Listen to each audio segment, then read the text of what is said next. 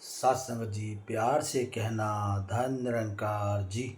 आप सभी महापुरुषों के चरणों में दास की प्यार भरी धन निरंकार जी। उम्मीद करता हूँ आप सभी लोग स्वस्थ होंगे, खुश होंगे। परमपिता परमात्मा से आप सभी के सुख जीवन की, सुंदर जीवन की भी कामना करता हूँ।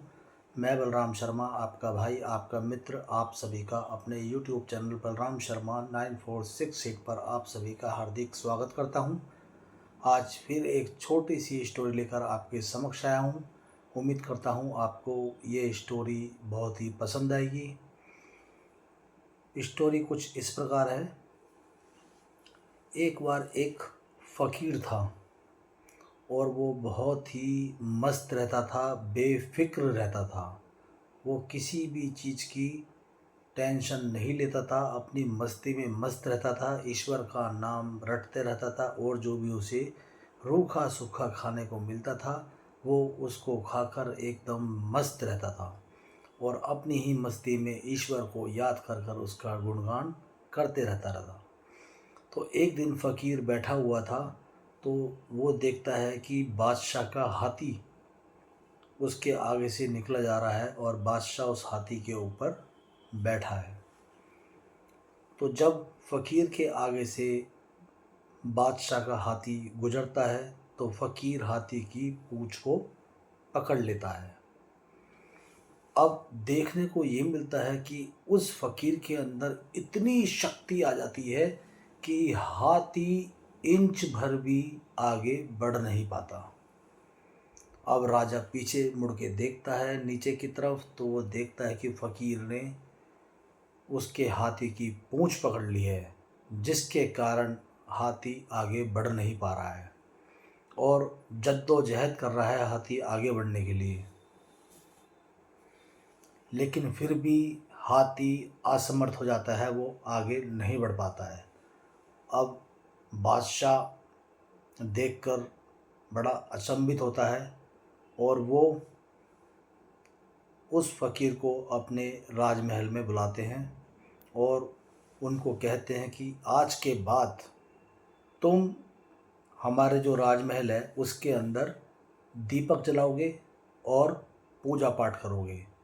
इसके एवज में आपको स्वादिष्ट खाना भरपूर पेट भर कर मिलेगा, अच्छे से अच्छा खाना मिलेगा, जो आप चाहोगे वो मिलेगा। बस इसके एवज में आपको यही करना है, प्रतिदिन आपको पूजा पाठ करनी है और दीपक जलाना है राजमहल के मंदिर के अंदर। अब फ़कीर भी राज़ी हो जाता है, उसको स्वादिष्ट खाना मिलेगा तो इससे अच्छी बात और क्या हो सकती है। अब वो अपनी जो उसको काम दिया गया होता है उसकी ड्यूटी में लग जाता है। अब दिन निकलते हैं, महीने निकल जाते हैं। उसके बाद जो बादशाह होते हैं वो फिर से अपनी हाथी की सवारी करते हैं और फिर से बाहर निकलते हैं हाथी के ऊपर बैठकर और वो कहते हैं कि फ़कीर, अब तुम फिर से मेरे हाथी की पूँछ पकड़ो और इसको रोको, जैसे कि तुमने पहले ये काम किया था, मेरे हाथी की पूँछ को पकड़कर आपने रोक लिया था। अब फिर से प्रयास करो कि तुम मेरे हाथी की पूँछ पकड़ो और इसको रोको। अब फ़कीर ने बादशाह के कहे अनुसार हाथी की पूँछ को जकड़ लिया, लेकिन अब देखने को ये मिला कि हाथी की पूँछ को पकड़े हुए फ़कीर हाथी के पीछे पीछे घसीटता हुआ जा रहा था। कहने का मतलब ये है कि वो हाथी को नहीं रोक पाया और हाथी उस फ़कीर को अपने ताकत से, अपने वेग से घसीटते हुए चलने लग गया आगे।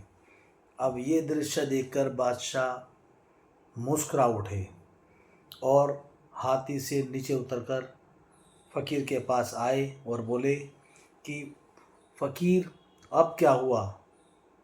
पहले तो तुम बहुत सर्वशक्तिमान थे, तुम मेरे हाथी को भी पूँछ पकड़कर रोक देते थे, लेकिन अब क्या कारण हुआ कि तुम मेरे हाथी को रोक नहीं पाए।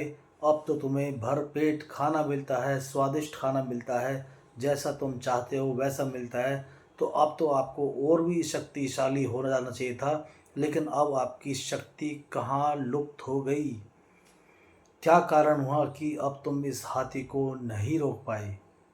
अब फ़कीर बादशाह से कहते हैं कि पहले मैं मस्त रहता था, ईश्वर का गुणगान करते रहता था और बेफ़िक्र रहता था, मुझे कोई फ़िक्र नहीं थी किसी की।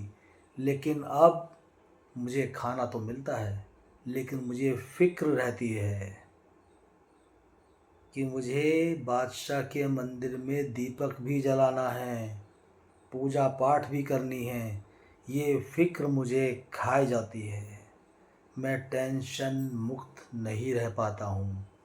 मैं इसी फ़िक्र में रहता हूँ कि मुझे प्रतिदिन दीपक जलाना है और पूजा पाठ करनी है, उसके बाद ही मुझे भरपेट खाना मिलेगा और स्वादिष्ट खाना मिलेगा। लेकिन उस स्वादिष्ट खाने को प्राप्त करने के लिए मुझे फ़िक्र में रहना पड़ता है कि मुझे पहले पूजा पाठ करनी है और दीपक जलाना है। इस कहानी से बस यही शिक्षा मिलती है कि हमेशा फ़िक्र मुक्त रहना चाहिए सभी को। आप फ़िक्र मुक्त रहें और ईश्वर का, इस परम पिता परमात्मा का नाम जपते रहना चाहिए। आप बेफ़िक्र रहोगे, ईश्वर का नाम जपोगे, फ़र्क नहीं पड़ता आप रूखा सूखा खाओ या जैसा मर्जी खाओ, वो आपके शरीर को लगेगा ही लगेगा, आपके शरीर में शक्ति आएगी ही आएगी। लेकिन आप कुछ भी खाओ और अगर आप बेफ़िक्र नहीं हो, टेंशन में रह कर खाओगे तो आपकी शक्ति हीन हो ही जाएगी, कम होती चली जाएगी।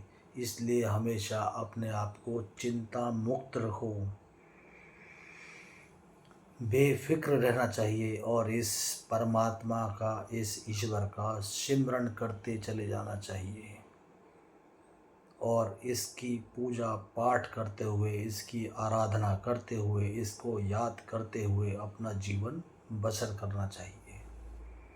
अगर ये कहानी आपको अच्छी लगे तो प्लीज़ इसको लाइक करें, शेयर करें, कमेंट करें और जिस किसी ने मेरा यूट्यूब चैनल सब्सक्राइब नहीं किया हो तो प्लीज़ उसको सब्सक्राइब कर लें, जिससे कि आने वाली तमाम शॉर्ट्स वीडियोस आप नोटिफिकेशंस के माध्यम से देख पाएँ। साथ संगत जी, प्यार से कहना, धन निरंकार जी।